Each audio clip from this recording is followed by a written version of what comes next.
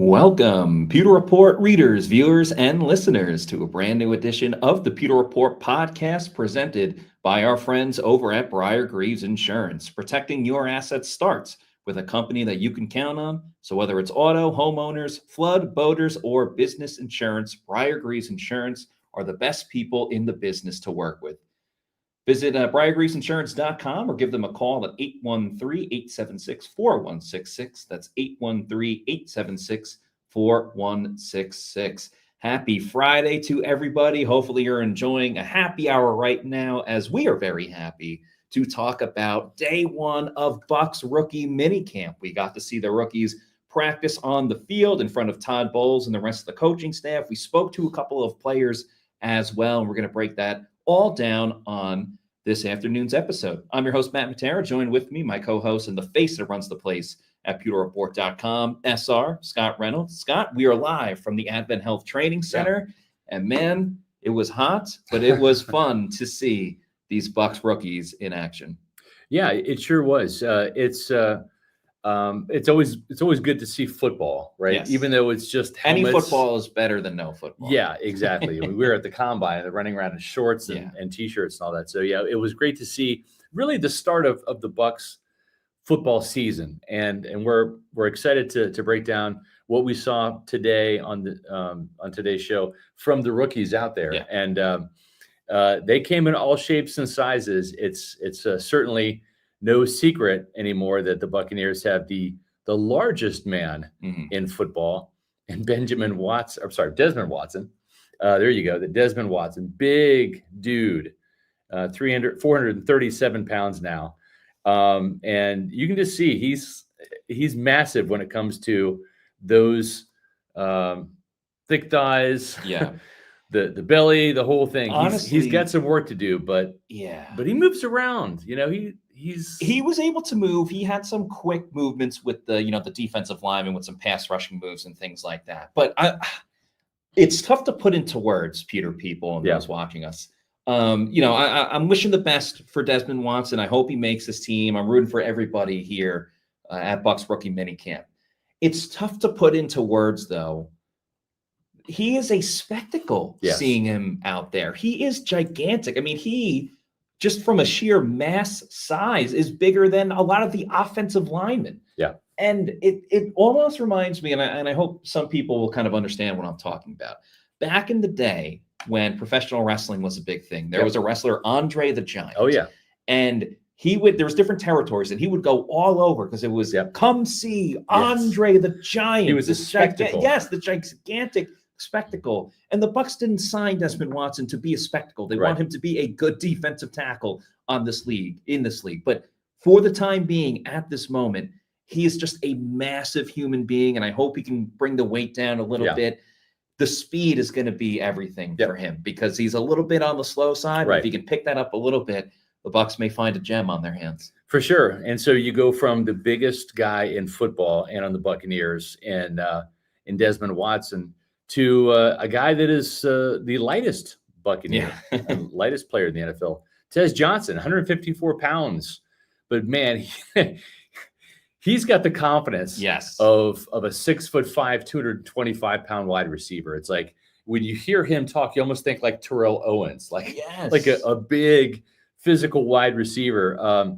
The banter that is going to take place between Tez Johnson and his new teammate and former teammate, Bucky Irving from Oregon, is going to be quite something. I mean, he was already kind of talking a little bit of trash in a friendly way about Bucky Irving, about how slow he is compared to Tez. And he was asked who was faster out of Bucky Irving and Tez Johnson. And you get the impression they're like brothers, the way they talk about each other. And he says, well, it's me, of course. I mean, look at the stopwatch. I mean, and look at, he ran a 4.51 at the combine, and I think Bucky Irving was a 4.55. So that says it all right there. But you talk about a smooth mover on the football field. Yes. He's already said he's going to be the punt returner, and he looked flawless catching the ball today. He talked to us before practice, and he says that he's never not been the punt returner, whether it was at Troy or Oregon. Those two go hand in hand. And I wrote about it in today's SR's Fab 5 column before practice today, Matt. he is going to be battling Trey Palmer for that punt return job. You look at Trey Palmer for all the 4.33 speed that he had. A 17-yarder was the longest return he had last year.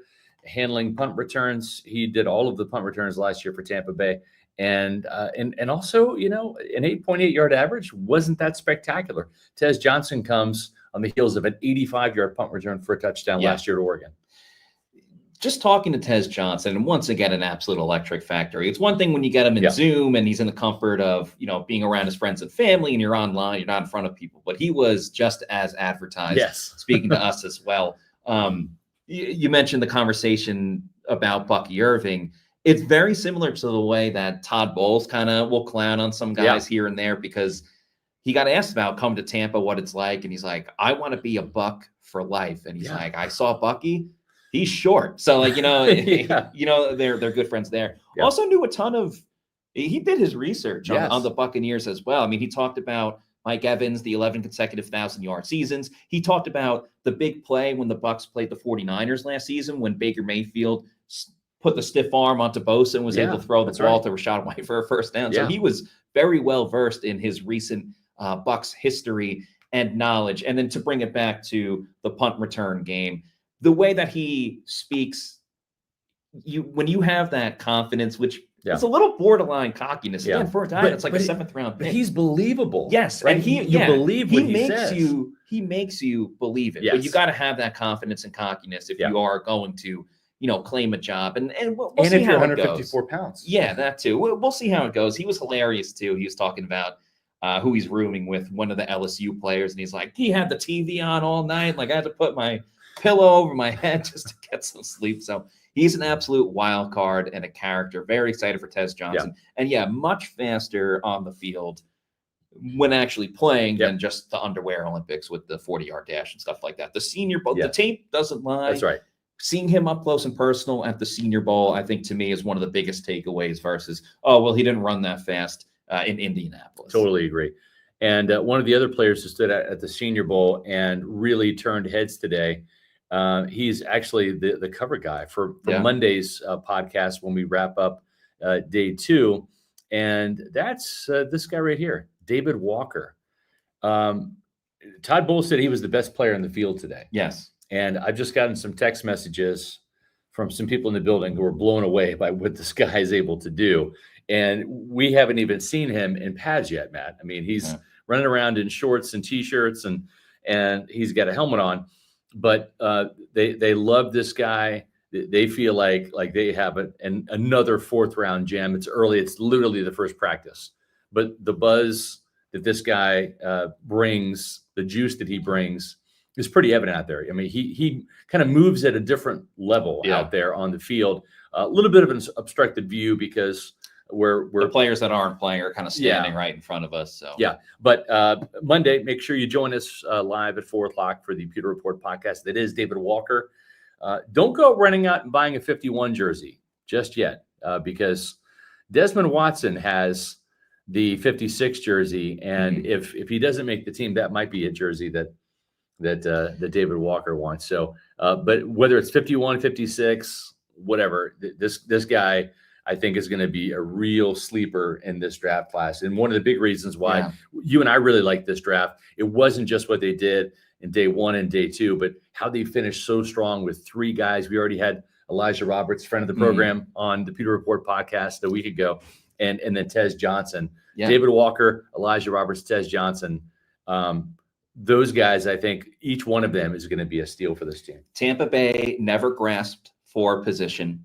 They never reached for a player at a specific position. Right. The linebackers, we're not sure about the linebackers. But again, why pick a linebacker in the 3rd or 4th round that isn't a fit versus a guy that could thrive, even though he might be 4th string currently on the team based on, whoever else they have.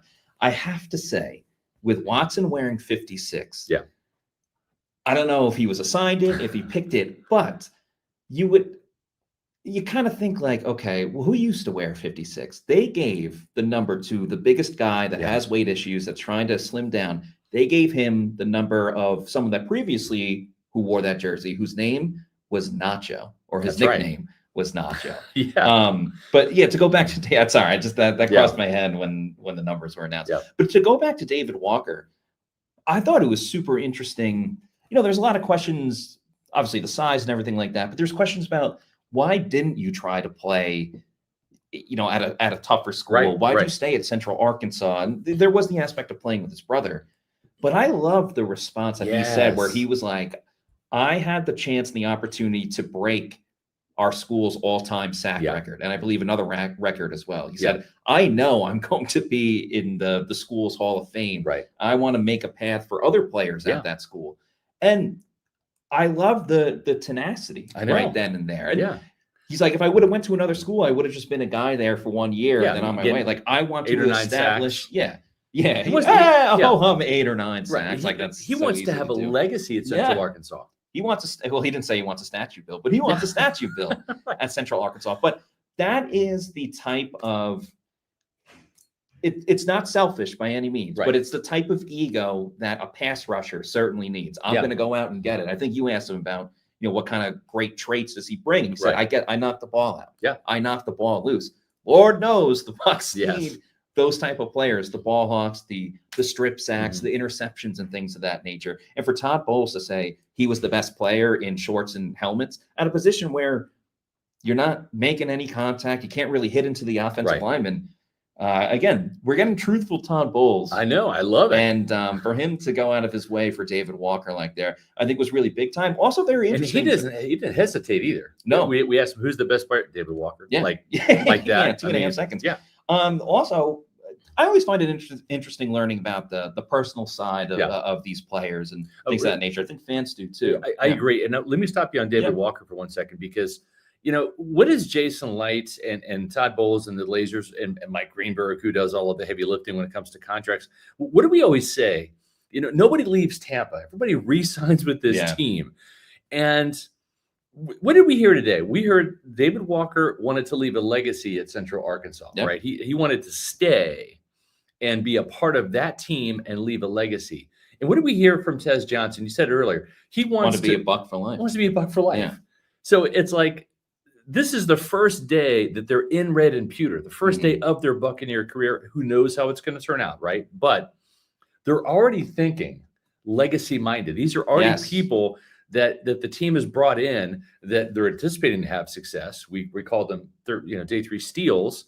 We'll see how it materializes. But when you get guys like that, as opposed to the lesson learned with a guy like Devin White, right, where at his pro day at LSU, he said, hey, if you're going to draft me, just know that in 5 years, I'm going to be $100 million man. Right. So get ready to pay me. Right. And it's like, listen, Devin helped this team win a Super Bowl. I'm not knocking the 2019 and 2020 and even 2021 Devin, but the 2022 and 23 Devin, this team had enough and they moved on. Right. And rightly so. He's now on his 4th team in the span of really 1 year. But I think that's the lesson learned. I think that's where Jason Light and the I am that man philosophy has really kind of taken hold.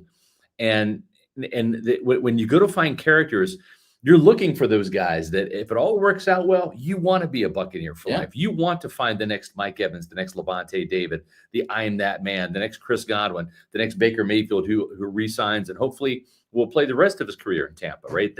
That's important. And when you hear those words come out of the rookie's mouth on day 1, it kind of stops you and you're like, wait a minute, this whole character thing makes even more sense now, because it's not just what they're going to do now in their rookie contract, but hey, if it all works out, like you might have the next Buccaneer lifer in this guy or that guy or this guy. There's a establishment here in terms of, whether it's Tez Johnson talking about the greatness of Mike Evans and Mike Evans leaving a legacy here, or the fact that this team has made the postseason 5 years in a row. Players want to come here now, but obviously when you get drafted, you can't really choose that. But there is a home base here with Tampa, I think, more than in previous years. And there's great examples of other players that can kind of, set the standard, set the future legacies for all of these other players that we were talking about. Like David Walker, again, I found it so interesting that he's a very religious guy. He talked about going on different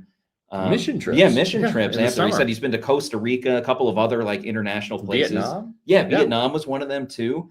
And he said that him and Emeka Egbuka, the Bucs' first-round pick, who we also spoke to today, they worked out in Arizona a little bit during the pre-draft process, and they would go to church together as well. And Benjamin Morrison spoke a lot about his faith. So you have a lot of faith-based players. And last year the Bucs had Tyke Smith and Chris Braswell. The year before with Yaya Diaby, they're all Muslim. Now we have a lot of Catholic players this year, and regardless of like what religion, what faith, a lot of people that are faith-based in general come with good intentions, come with being like regimented and organized. So it's not like you're just going to draft the whole group of Catholics or Muslims or like whatever, but finding those, regimented type of people, I think will help the overall unity of the locker room. The fact that Egbuka and Walker had already been hanging out together just based on having one commonality in that aspect of it is going to help the overall vibe of the locker room. Yeah, and it kind of grounds you a little bit, right? When you've got that kind of faith and belief. You mentioned Benjamin Morrison. Hey, we were in for a little surprise today. Absolutely. Benjamin Morrison practiced, folks. That's right. Did. He took part in Indies. He had the helmet on, and we're like, okay, we see him with the helmet on. Is he going to go out there and do anything? He did all the individual drills. Actually looked really good. Todd Bowles said afterwards, he's just not in football shape yet. Right. So they kept him out of the team drills because that's more start, stop, change of direction, and all of that, right? Yeah. Like that. And so what he did was he worked with Bobby Slater, the vice president of sports medicine and science, and did a lot of. He's basically the team trainer, and just did a lot of sprinting, straight ahead sprinting, trying to get that conditioning back, and looked really good. I was pleasantly surprised to see him. Gosh, what an impressive young man this guy is. You're doing a story for Pewter Report, Matt, on this guy, and he's just he has a different level of confidence with Tez Johnson. Tez is a little bit more brash and endearing. Yeah. Benjamin Morrison's a little bit more straightforward and almost like a little cutthroat a little bit because he knows he has first round talent. That hip injury caused him to slide into the second round. And I think there's a little bit of a quiet, I'm going to make you pay type of thing. He's almost like Rondé Barber. He smiles a lot, but he's like that silent smile assassin. On your face, but on the inside, he's like, you're done. Yes, you're done. Exactly. Yep. Yeah, so it was very interesting with Benjamin Morrison. We all saw the viral video about him getting very emotional talking to Jason Light and Todd Bowles, and he kind of spoke about that, but he's going to really come in with a chip on his shoulder because the reason why he slid was because of the hip injury. That's right. I mean, the proof was in the pudding during his college football playing days at Notre Dame. 9 interceptions, 3 seasons, shut down corner and all of that stuff. But the big thing, the big takeaway, and pun intended, because he's a cornerback and we want a lot of takeaways, is that he felt that people had forgotten about him, that he was overlooked because of his injury. He said, I know. We forgot about him. He said, I know I'm a first-round talent. Yeah. He probably would. There's a chance he could have been the first corner off the board after Travis Hunter, with, however you want to look at his position. But because he might have been number 19 for the Buccaneers. That's true too. And, he assured us in the Zoom press conference, he spoke about it today, that the hip injury will not be an issue for him moving forward. Because he said, because remember, he got operated on in high school before he went to Notre Dame and he had to plan it out. He said, the hip injury that I got surgery on, that's what you watched on tape when I was at Notre Dame. That's right. That's what wowed scouts. And that was with the recovered hip. So I'm going to have, he said, I'm working with the same exact people. Yep. And so I'm going to have the same type of recovery and essentially be fine when it comes to, being able to practice in full pads and helmets and everything like that when the summer, the true summer, like really rolls around. So it was interesting seeing him out there this afternoon, running some individual drills, looked to be moving very smoothly. Hips were fluid, showed the athleticism. There were some drills where he had to like jump up. He actually like mistimed the jump, but he was able to, he was in the air for so long. He was still, man. There are some athletic corners, Scott. There are some athletic corners that have been drafted by the Tampa Bay Buccaneers. Benjamin Morrison, good to see him out there. So it looks like he's going to be on that pitch count of work. And we see this with like veteran players all the time. They'll play in individuals in practice and then not do the team drills. Right. And Jacob Parrish,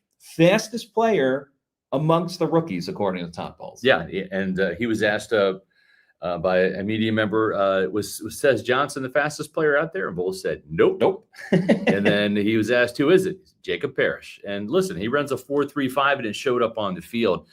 Jacob Parrish actually had an interception while guarding Emeka Egbuka at the end of practice. Matt, talk about that. Yeah, it was really cool. So the offense had been running a play a lot where Egbuka would kind of come in motion, go behind the line of scrimmage, and then peel on out to the outside. So Parrish had been playing everywhere. He had been playing outside. He had been in the slot, but he was following Egbuka on this route, and he was running out to the right side, not all the way, more to the numbers, I would say, than more the sideline.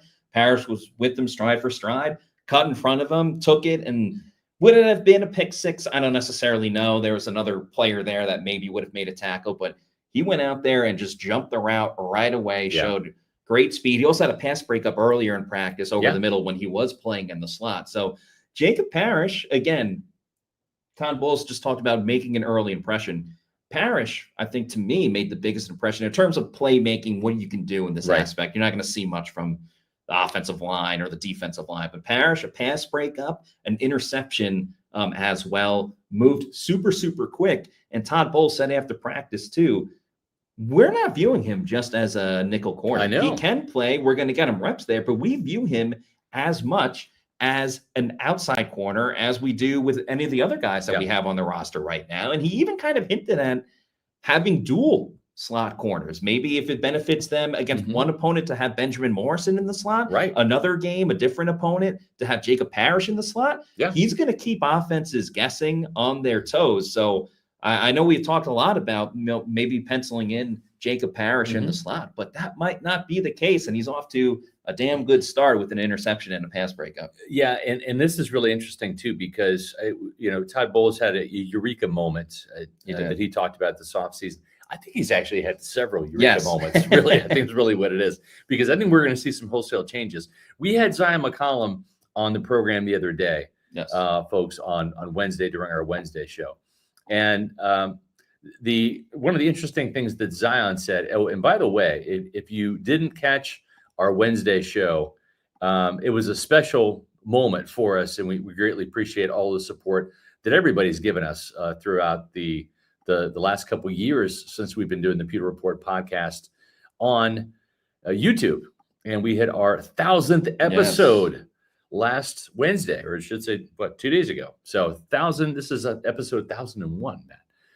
Thank you very much for all of your patronage and for subscribing. We're on our way to 19,000. We're already over 18,500. So thank you very much for that. Thank you, everyone. But one of the things that Zion McCollum said on Wednesday's show was some of the smaller wide receivers give him trouble. And he's a bigger corner at 6'2" with those longer legs. You think Jamel Dean as well, 6'1". Might be a thing where Jacob Parrish plays some outside corner to match up better against some of those smaller outside receivers. Was it Darnell Mooney? Darnell Mooney that he was mentioned? One of the players specifically that Zion McCollum spoke about. Yeah, so I just thought that was interesting. And maybe Bowles gets a little less rigid with, have to have these 6'1", 6'2" outside corners. And I want to say it might have been Rob McCartney who said, or maybe it was John Spytek before he left, that they're looking at the cornerback position a little bit differently, because they passed over some good corners. They used to have a threshold where it's 6 foot or bust. Like we're not going to draft any corners that are under 6 foot. I think we have Vernon Hargraves to kind of blame for that. The 5'10", 210-pound cornerback out of Florida, who was a bust in the first round, kind of soured the organization on that. But you see guys like DJ Reed, right? Who was another Kansas State corner who's every bit of 5'9", 5'10", who has made a boat ton of money playing in for different teams and getting big contracts. So I think the Buccaneers now are a little bit more open-minded and saying, wait a minute, we don't necessarily need these long, lengthy, big corners anymore out there. That it doesn't have to be rigid and absolute. If we have a guy, and I watched every single game, every single snap that Jacob Parrish played at Kansas State as a Kansas State alum, I can tell you, he lined up on the outside way more than he did on the inside. But he can play on the inside. And Todd Bowles, if he does have a threshold when it comes to size, he likes those 5'10" guys that play on the inside. You think Antoine Winfield Jr., Tyke Smith, Christian Izien, they're all around that same size. The interesting thing, though, is where did we see Zion McCollum play? We saw him play some nickel corner in that playoff game against the Philadelphia Eagles once Jamel Dean and Carlton Davis were back in action. Zion even played some safety in that game. So Zion is a really good athlete with tremendous agility. And it might be a mix and match thing where you see Benjamin Morrison inside and out, maybe Zion inside and out if Parrish is playing outside and in. So, buckle up. There's going to be some real changes to the secondary. You wrote a story about what Zion had to say too. And we're going to see a lot more aggressive coverage, a lot more press man. And Todd even alluded to it today. You can play man and you can play zone, but I think even with the zone, you're going to see them play closer to the line of scrimmage where it looks like it's man press, but it might be zone, or it might be the old like Tampa 2, where you play close to the line and you reroute the receiver inside and you drop to a shorter landmark and you play some cover 2, or maybe you play quarters and you do an initial jam and then turn and bail and run. So it's going to be exciting, but he does have some corners now in Morrison and Parrish that have some flexibility. Yeah, I think the big thing with the pass coverage specifically, because we know how Todd can line up, edge rushers on the inside or Levante David on the outside or whatever. But as far as like the pass coverage and how they would line up, that felt a little bit stagnant. And that's why it was important when Zion was on the show, kind of talking about how, yes, quarterbacks do look at the safeties when they're going to read a defense, but they can still shake some things up with how the corners are lining up at wide receiver, which may force the receiver to read something or think they're reading something, and then could lead to an audible that will actually help the defense instead of thinking that the offense is going to beat the offense. And I think that's kind of like what Bowles spoke about today too, with just the overall alignment. And he's right. You're not going to play, say there's 55 snaps. You're not going to play man-to-man 55 times. We still have your bread and butter, your base type of defense be that overall aggressive nature. And I think that goes hand in hand with everything. It goes with having Hassan Reddick and trying to build out the front pass rush, the front 4 pass rush that this group wants to do. And it helps with these new additions with Morrison and Jacob Parrish. So I'm excited for Jacob Parrish. His stock in my book certainly went up with this practice today, being able to play a little bit of everywhere. And I kind of love the idea of this Bucs secondary just having a conglomerate of versatility is what I'm going to call it. You want to play Zion here? Great. You want to play Zion over there, move Jacob Parrish into the slot? Great. You want to put Jacob Parrish outside, put Benjamin Morrison in the slot? Fantastic. I love the idea of not all of these set parts and just letting the secondary unfold as it should. Yeah. Supply and Demand says that Zion interview was fine reporting. Appreciate that. Thank you. Supply and Demand. Supply and Demand. I almost said Zion and Demand. He was in demand. He was in demand, and he always delivers. And the thing that I like about Zion, and you can see why he won the Good Guy Award when it comes to media, he broke some news on our podcast in terms of some of the new concepts and principles that they're talking about in the secondary.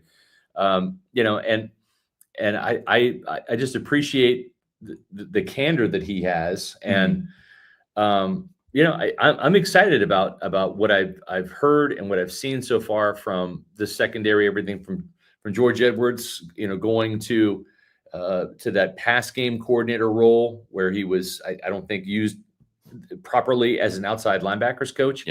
And I think one of the biggest things was how George Edwards wants the secondary to meet together, have the cornerbacks and the safeties watching film together in one meeting room rather than separate. And, I know that it certainly worked for this team, and they won a Super Bowl, Matt, in 2020. And I'm not about to second guess Todd Bowles, who has forgotten more football than I'll ever know. But I just go back to Mike Tomlin coming in, and guess which position he coached in Tampa? He was the defensive backs coach. He coached safeties and corners. He coached John Lynch just as much as he did Rondé Barber, right? He and Raheem Morris. And almost like with Kevin Carberry and Brian Picucci, you got tackles and guards. You've got exterior offensive linemen. You have the interior guys. So they're different, and you have to use different techniques. And you have one coach kind of work with one and one kind of coach work with the other. But they work together. They're in the same meeting room. And I think that's a huge step in the right direction for a secondary that, for whatever reason, hasn't come together, has really been disjointed and filled with miscommunication. Having these guys in the same meeting room, talking the talk, having both of the coaches, all three of the coaches, really, you throw Rashad Johnson, their nickel corners coach, right? And I think you teach it in concert. Folks, that was huge with Mike Tomlin and Raheem Morris back in the day. That's why in Tomlin's Second year with the team, the Buccaneers set an all-time record with 31 interceptions.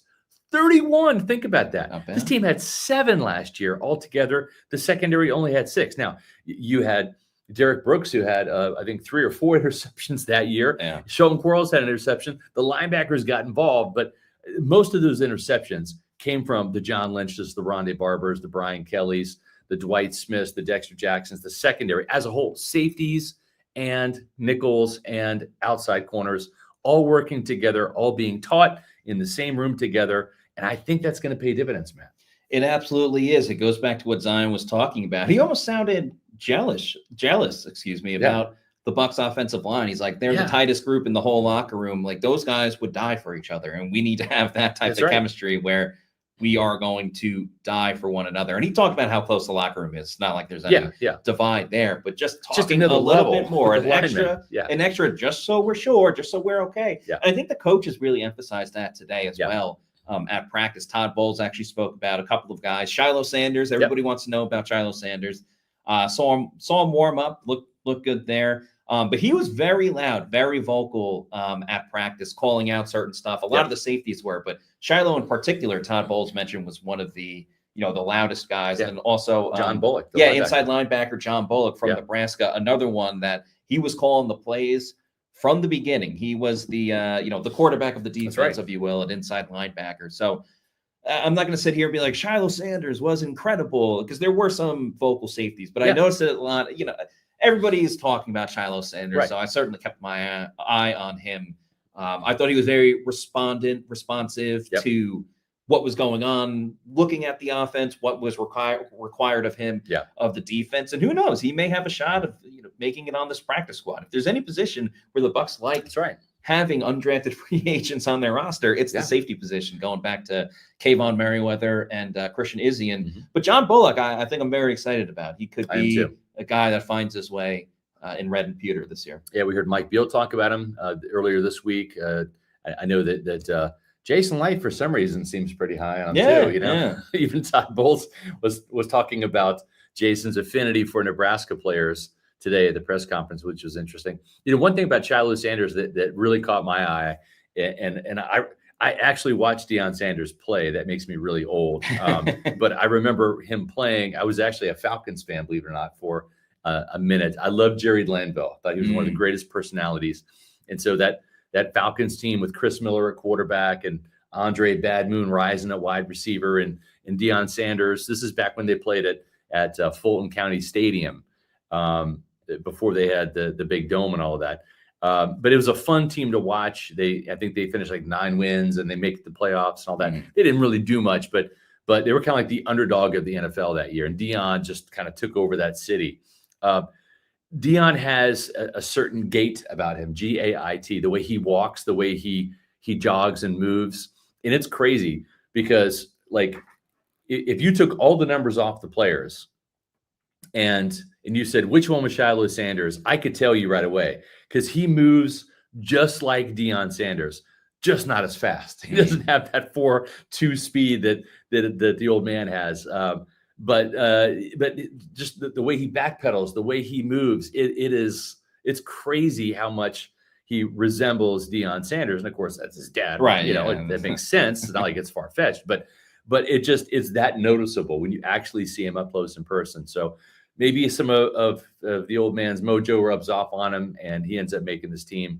We'll see. But you're right. The safety position is one of those spots where the Buccaneers, once they like you, they'll keep you, whether you're a drafted player or a safety. Now, there were a couple players today that were not rookies that were part of the Bucs rookie minicamp, and including a couple of safeties from last year, talking about Rashad Wisdom and Marcus Banks. Those were practice squad players. And so practice squad players could take part in the minicamp today as well. And we saw a couple of those other guys too.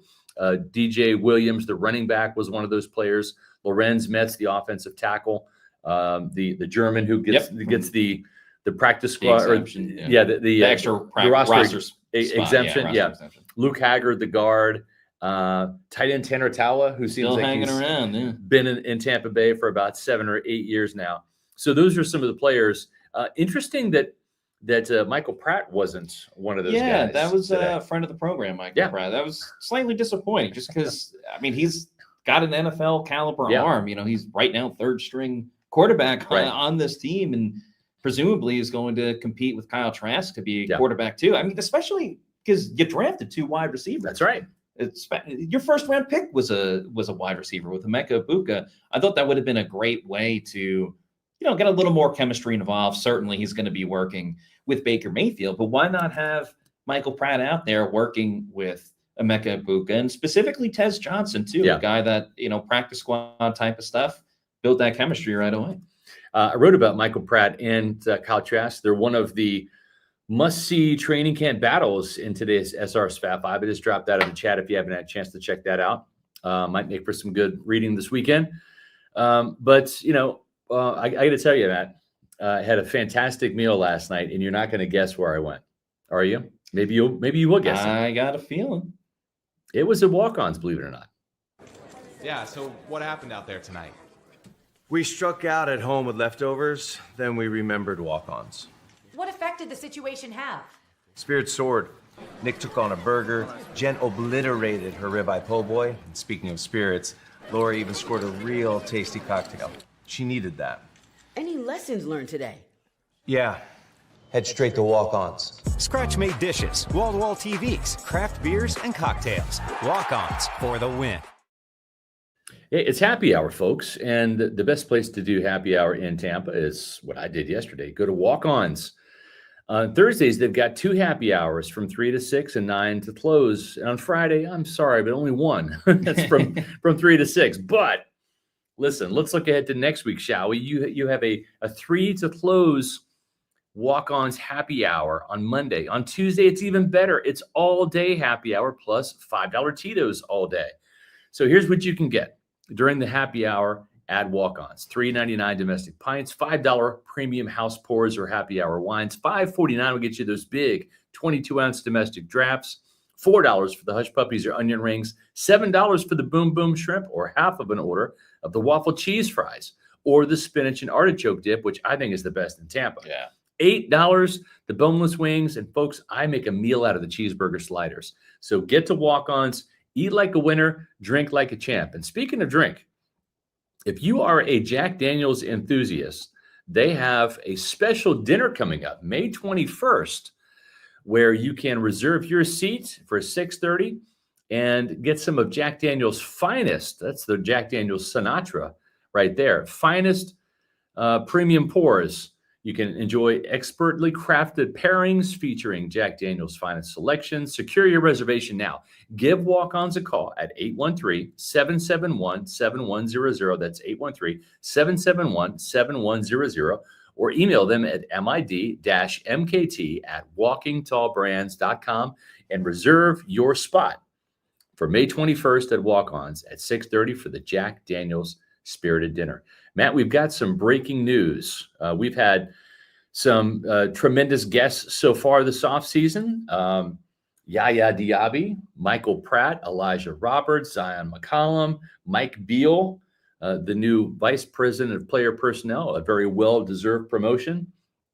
We are going to have on the day after the Bucs' first OTA that we're allowed to watch. So this is a couple weeks from now, but May 27th, which is the day after Memorial Day, we're going to be doing a show, and we're going to be might even be right here doing it from the OTAs. We're going to watch out there. We're going to see all of the veterans and the rookies together. That's on May 27th. That's a Tuesday. On Wednesday, May 28th, General Manager Jason Light will be our guest, friend of the program, returning to the show again. And we're going to be talking about those OTAs that we're going to be able to watch on Tuesday. And he'll get to see the ones on Wednesday. So we'll get some insight from the general manager himself. We're not invited to that OTA, only the Tuesday, unfortunately. But we'll get his impression on what he's seen from the rookies as well as the veterans, because the OTAs will be well underway at that time. So we're looking forward to Jason Light coming back on the program, and that will be Wednesday, May 28th. So mark your calendars. Awesome. Very much looking forward to that. Maybe we'll get a profanity-laced press interview like he was on the Pat McAfee show. But regardless, super thankful to Jason coming on the show. That's going to be a fun one. Put it in your calendars too, Bucs fans. Yep. So we talked to Emeka Egbuka today, And as Bat W says, they gave him the number 9. JTS cursed that number. A couple things. Number one, don't rush out and buy jerseys right just yet, because there could be some changes, right? It might be a thing. And we even asked Emeka Egbuka if he's going to stay with number 9. And he said he was fine with the number 107. That's right. Yeah. So if they allow him to have 107, he might just take that. But I don't know if the NFL will do that.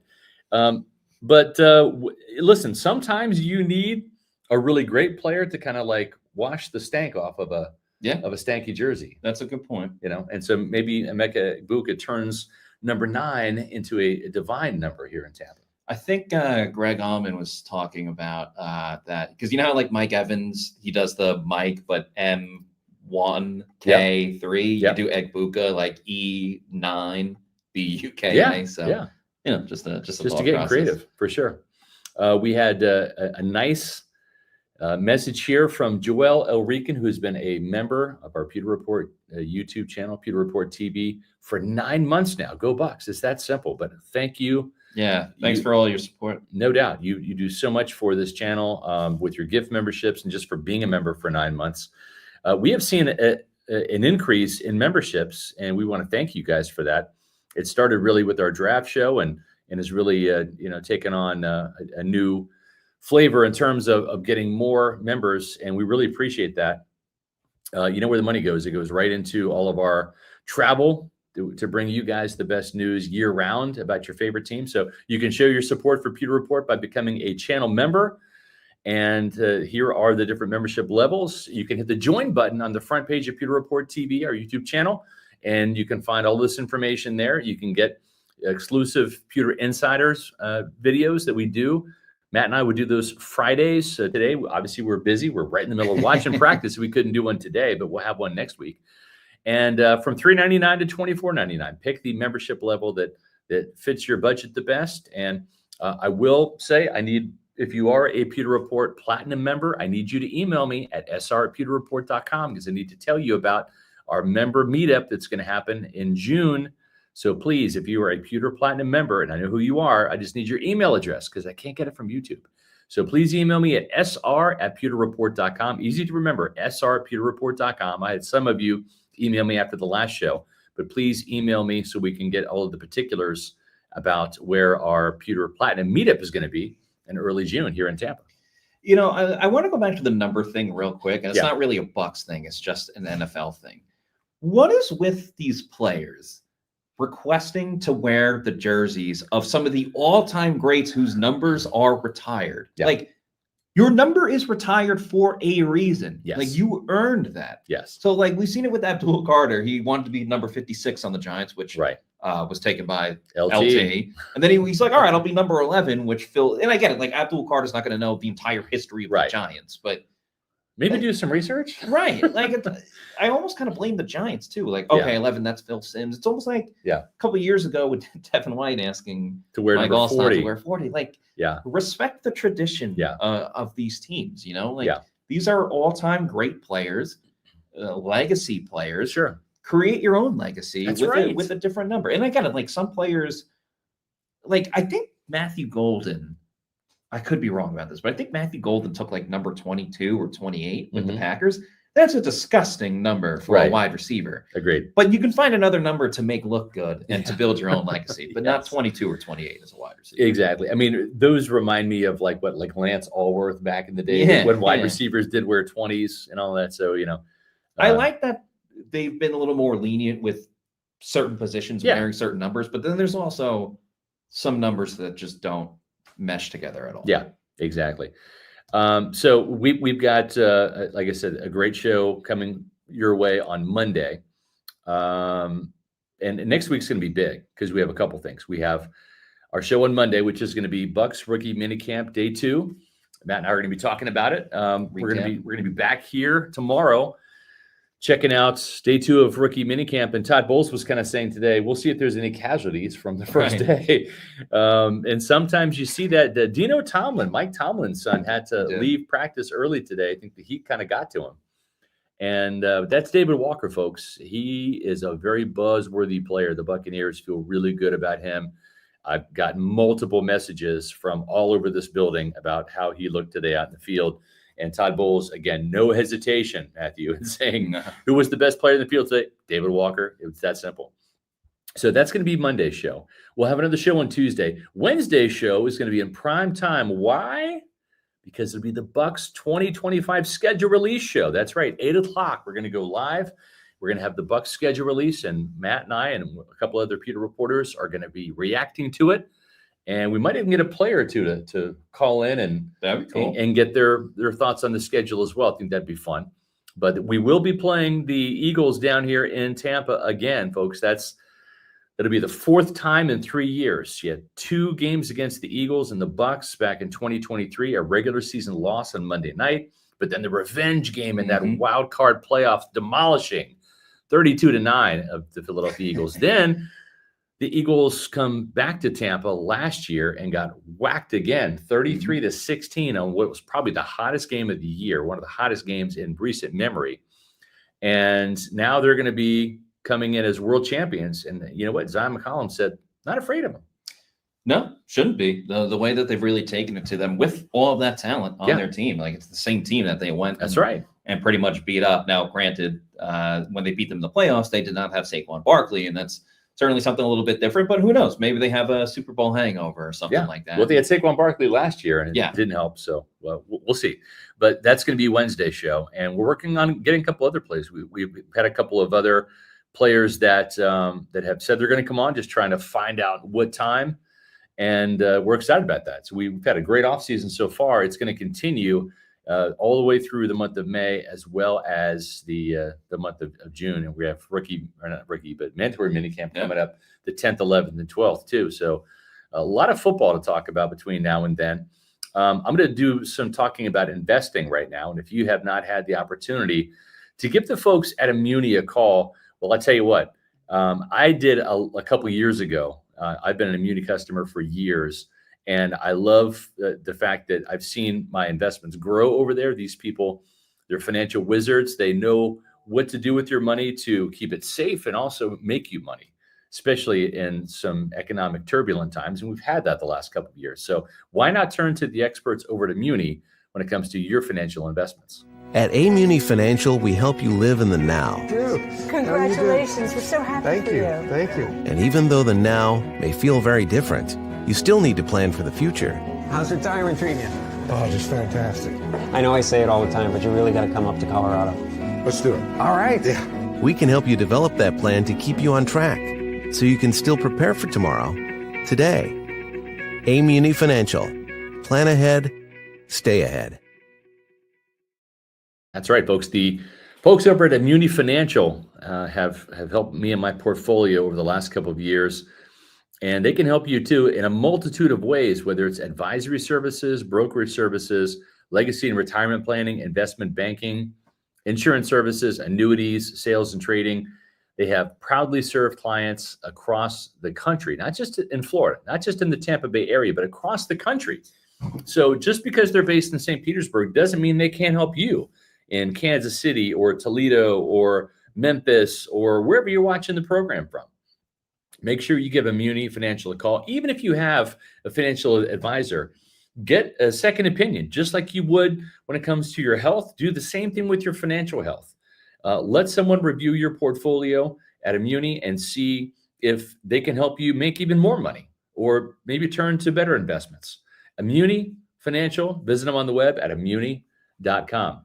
Just a couple of last news and notes about today's rookie minicamp.